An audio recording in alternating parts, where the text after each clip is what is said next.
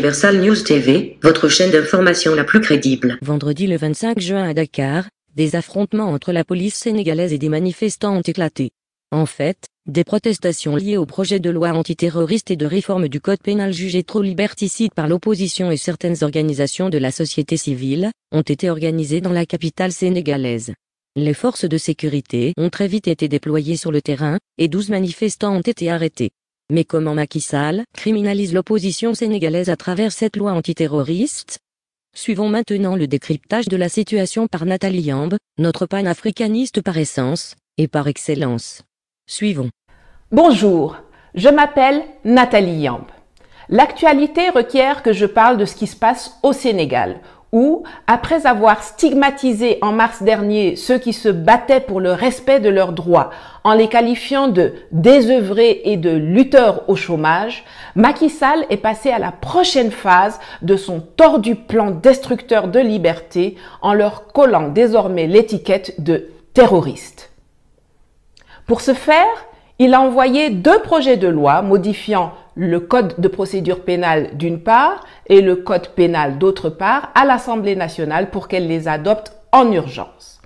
Présentés en commission le 22 juin, ils ont été votés en plénière le 25. 70 députés ont voté pour, 11 ont voté contre, 1 s'est abstenu. Quel zèle, quelle diligence! Compter sur les députés pour stopper le plan machiavélique de l'amateur de dessert était perdu d'avance. Comme avec sa funeste loi sur le parrainage qui a contaminé les dictateurs de la sous-région ouest-africaine plus rapidement qu'un coronavirus, elle a été adoptée et sera appliquée sans merci grâce à une justice que l'on sait aux ordres du pouvoir.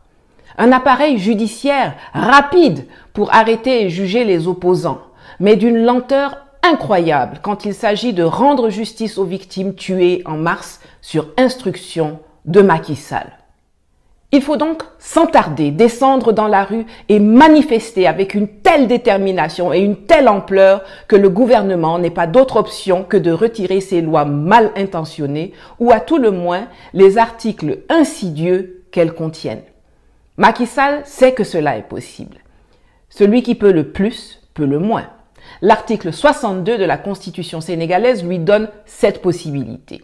Lui qui est si friand de l'histoire de France sait que Chirac et son premier ministre d'alors de Villepin, face à la colère infatigable de la rue, ont été obligés de retirer l'article 8 instituant le contrat première embauche dans la loi sur l'égalité des chances, quelques jours après son adoption par le Parlement et sa validation par le Conseil constitutionnel en 2006. Je rappelle que le souverain, selon la Constitution, c'est le peuple. Malheureusement, beaucoup de gens, souvent ignorants, parfois malveillants, font comme si le président de la République était le maître du pays, le chef du peuple. Rien n'est plus faux. Le président de la République est, au contraire, au service du peuple souverain. Il est son serviteur. Comme on ne peut pas asseoir 17 millions de personnes autour d'une table pour gérer au quotidien le pays, on s'organise pour désigner certains d'entre nous pour le faire et nous rendre compte. Pour cela, la méthode que nos devanciers ont adoptée est l'élection du président de la République, qui est celui ou celle à qui on délègue certains de nos pouvoirs pour mettre en place un groupe restreint de personnes chargées d'assurer la gestion au day-to-day du pays. Et pour faire cela, ils doivent obtenir l'accord des députés, qui sont les représentants du peuple, votent les lois et ils doivent aussi leur rendre compte au fur et à mesure. Retenez donc qu'à l'origine, le président de la République est le serviteur du peuple et les députés les représentants du peuple. Donc si on veut respecter l'ordre normal des choses, les députés sont au-dessus du président de la République, puisque eux nous représentent alors que le PR nous sert. C'est pour cela que les pays qui fonctionnent bien et qui sont les plus démocratiques selon le sens de gouvernement par le peuple et pour le peuple sont ceux qui ont adopté le régime parlementaire et non pas les régimes présidentiels et hyper-présidentiels penchés, inspirés de la monarchie française et costumisés encore plus dictatorialement pour les pays du précaré africain, où les députés sont devenus les serviteurs zélés du président de la République qui lui-même n'a qu'une seule mission, servir son clan et la France. C'est toujours comme ça qu'on est, nous, en Afrique. On copie tout chez le colon. Mais même quand celui-ci abandonne ses propres choses, nous, on reste calés avec. Et il se trouve toujours des gens parmi nous pour défendre mordicus ces systèmes d'un autre temps, mis en place pour l'intérêt du colonisateur et non pas de nos peuples colonisés. Grandissez un peu. On se gargarise d'avoir obtenu le multipartisme comme si cela avait fait progresser notre développement ou la conquête de notre souveraineté économique. On fait des élections comme si cela était éponyme de démocratie. Ah, la démocratie. Les standards que nous acceptons comme la norme sont ceux que les Occidentaux nous ont imposés, ceux qui nous sont instillés depuis l'école jusqu'aux journaux télévisés et aux résolutions de l'ONU et de Bruxelles. Et pourtant, si vous ne le saviez pas, nous avions en Afrique notre pratique de la démocratie et des régimes politiques bien avant que le blanc ne pose son pied sur notre continent. Malheureusement, on ne nous apprend pas à l'école comment les sociétés Ibo, Fang ou Dogon, comment les chefferies Yoruba, Ewe, Malinké ou les royaumes Kayor, Mossi ou Ashanti étaient organisés. Et pourtant, ceux-là même qui nous imposent leurs normes démocratiques sont les premiers à en accepter, à en encourager et à en financer la violation quand il s'agit de l'Afrique, pourvu que leurs intérêts soient sauvegardés. Jamais je ne pourrai oublier les propos de l'ambassadrice du Canada en Côte d'Ivoire qui s'est permise de dire au professeur Mamadou Coulibaly en 2015, et je cite, « Vous savez, des conditions d'élection comme celle-ci, jamais je ne les accepterai chez moi au Canada. Mais en Côte d'Ivoire, en Afrique, ça me va. » Fin de citation. En Afrique, la démocratie est prise en otage par ses élites. Ce constat pertinent est le titre d'un livre de Abdou Latif Coulibaly, avant qu'il ne devienne lui-même une de ces élites kidnappeuses sous Macky Sall. Je vous en recommande la lecture pour voir à quel point quelqu'un peut se renier sans honte. J'entends tellement souvent les gens dire qu'il faut respecter les institutions, ignorant que c'est eux qui sont souverains et que ce sont les institutions qui doivent respecter le souverain, c'est-à-dire le peuple. Les Burkinabés en 2014 l'avaient compris.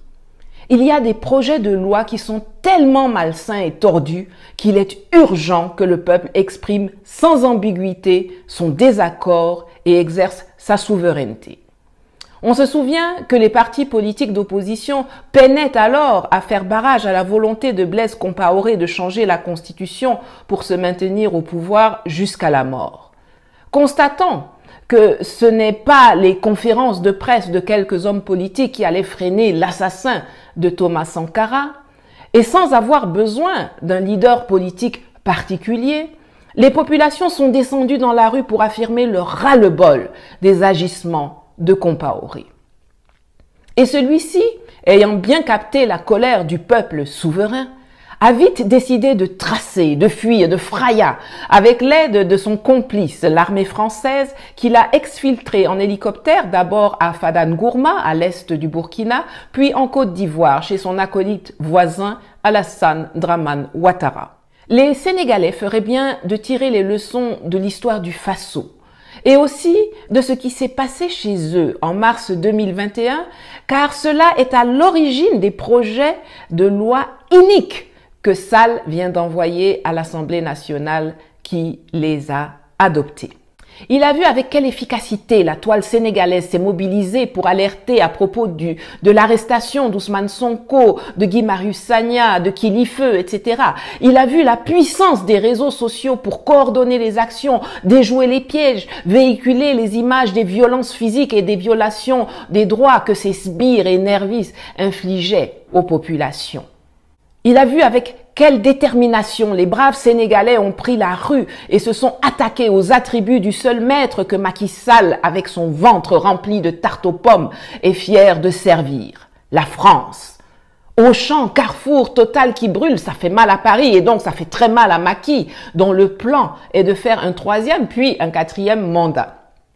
Il ne compte pas sur les voix des Sénégalais pour ça. C'est clair dans son sombre esprit que les élections en Afrique dite francophone se gagnent à l'Élysée et non pas dans les urnes à Dakar, à Diourbel, Saint-Louis, Thiès ou Ziguinchor. Et c'est pour éviter que les événements de mars ne se répètent et que la colère de son patron légitime, le peuple sénégalais, indispose le maître qu'il a choisi de servir, les intérêts français, que Macky Sall a introduit des dispositions dans le Code de procédure pénale et le Code pénal qui lui permettent désormais de réprimer en toute légalité les manifestations constitutionnellement autorisées contre le hold-up électoral qu'il prépare. Il veut sortir de son rôle pour faire un coup d'État au peuple du Sénégal. Au lieu de le respecter comme souverain, il veut en faire son jouet. Et ceux qui veillent, donnent l'alerte et se battent pour protéger les droits du souverain, il leur colle l'étiquette de terroriste. Jusqu'en 2008, Nelson Mandela figurait sur la liste des terroristes de l'administration Reagan aux USA. Plus près de nous aussi, Cabral, Neto, ceux qui résistent à l'injustice, à l'abus de pouvoir et à la dictature sont souvent accusés de terrorisme. Cela ne peut pas et cela ne doit pas rester comme ça. J'espère que les hommes politiques sénégalais, après avoir saisi le Conseil constitutionnel pour une procédure qui n'ira nulle part, après avoir fait des conférences de presse pour alerter leurs concitoyens, vont maintenant prendre leurs responsabilités et appeler ces derniers à descendre avec eux dans la rue pour exprimer le courroux, la colère du peuple souverain. Il vaut mieux le faire maintenant que dans 3 ans. Ce genre d'initiative malfaisante de Macky Sall pour criminaliser l'opposition et la résistance doit être résolument étouffé dans l'œuf pour lui faire passer l'envie de recommencer avant l'échéance de 2024. Je fais confiance aux Yamb, aux abeilles sénégalaises, pour être comme Guy Marius Sagna, comme Kilifeu, les défenseurs incorruptibles de la Constitution, ouvrières déterminées de la liberté et de la souveraineté du Sénégal et de son souverain, le peuple. Je vous l'avais prédit en mars, si vous laissez du répit à Macky Sall, il va l'utiliser pour vous achever. Aujourd'hui, les options sont simples. Soit les lois sont retirées, soit c'est Macky Sall qui dégage. Jerry Jeff. Hello, my name is Nathalie Yamb. Today I will speak about the situation in Senegal, where after stigmatizing them as unemployed wrestlers last March, Macky Sall has moved on to the next phase of his twisted plan to destroy freedom by criminalizing those who fight for their rights, now labeling them terrorists. To achieve this, he sent 2 bills amending the Code of Criminal Procedures on the one hand and the Penal Code on the other hand to the National Assembly for urgent adoption. Presented in committee on June 22nd, it was voted on in plenary on the 25th. 70 MPs voted in favor, 11 against, 1 abstained. There's now no other option left than to take to the street without delay and demonstrate with such determination and such magnitude that the government has no other choice but to withdraw its ill-intentioned laws, or at the very least the insidious articles they contain.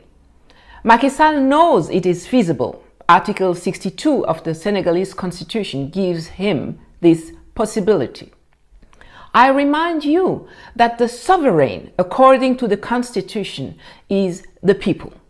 Unfortunately, many of us, often ignorant, sometimes malicious, pretend that the President of the Republic is the master of the country, the leader of the people. Nothing could be further from the truth. The President of the Republic is, on the contrary, at the service of the sovereign people. He is his servant. Since 17 million people cannot sit around a table to run the country on a daily basis, we organize ourselves to appoint some of us to do so and to be accountable. To this end, The method adopted since the 1960 fake independence is the election of the President of the Republic, who is the one to whom we delegate some of our powers to set up a small group of persons responsible for the day-to-day management of the country. And to do so, they must get the approval of the members of parliament who pass the law and represent the people, and they must report to them as they go. So remember that the President of the Republic is the servant of the people and the deputies are the representative of the people. So if we want to respect the normal order of things, the deputies are above the President of the Republic since they represent us while the President of the Republic serves us. This is why well-functioning countries which are more democratic in the sense of government by the people and for the people, are those who have adopted the parliamentary system and not the twisted presidential and hyper-presidential regimes inspired by the French monarchy and customized in an even more dictatorial way for the countries of the African precinct, where the members of parliament have become the zealous servants of the President of the Republic, who himself has only one task: to serve his clan and friends. That's always the way we are in Africa. We copy everything from the settler. But even when he abandons his own things, we remain stuck with it. And there are always people among us to defend those systems of another time, devastedly put in place for the interest of the colonizer and not of our colonized people. Grow up, folks. I hear so often people say that we must respect the institutions, not knowing that they are sovereign and that it is the institutions that must respect the sovereign, that is, the people. The Burkinabé understood it in 2014.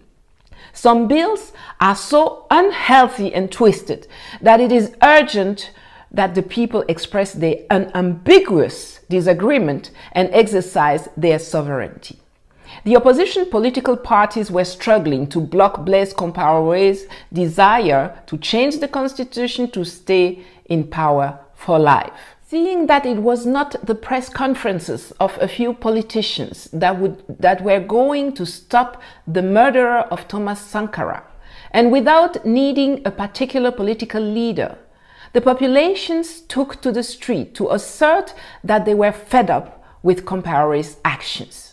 Having well noted the anger of the sovereign people, the chap quickly decided to flee with the help of his accomplice, the French army, who flew him by helicopter first to Fadangourma in the east of Burkina Faso and then to Ivory Coast. The Senegalese would do well to learn from the history of Burkina Faso and also from what happened in their country in March 2021, as this is the basis of the iniquitous bills Sall has just sent to the National Assembly, which passed them. He saw how effectively the Senegalese were mobilized to alert about the arrest of Ousmane Sonko, Guy Marius Sagna, Kilifeu, and so on.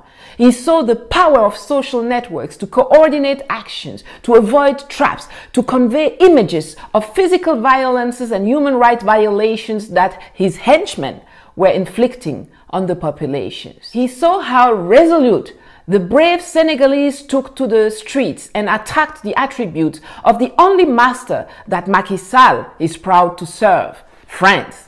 When Auchan, Carrefour, Total burn, it hurts Paris, and therefore it hurts Macky, whose plan is to do a third and a fourth term. And he does not count on the voices of the Senegalese for that. It is clear in his mind that the election in so-called French-speaking Africa are won at the Élysée Palace and not in the ballot box in Dakar, Diobel, Saint-Louis, Thiès, or Ziguinchor. So it is to prevent the March events from recurring and to avoid to upset his self-chosen master, Emmanuel Macron, and the French interest, that Macky Sall has introduced provision in the code and criminal procedures that now allow him to legally repress constitutionally authorized protests against the electoral robbery he is preparing. He wants to step out of his role and make a coup against the people of Senegal. Instead of respecting him as a sovereign, he wants to make him his toy. And those who watch over and fight to protect the rights of the sovereign are labeled terrorists. Until 2008, Nelson Mandela was on the Reagan administration terror list in the United States, like Cabral, Neto. Those who resist injustice, abuse of power, and dictatorship are often accused of terrorism. It cannot and it must not remain like that.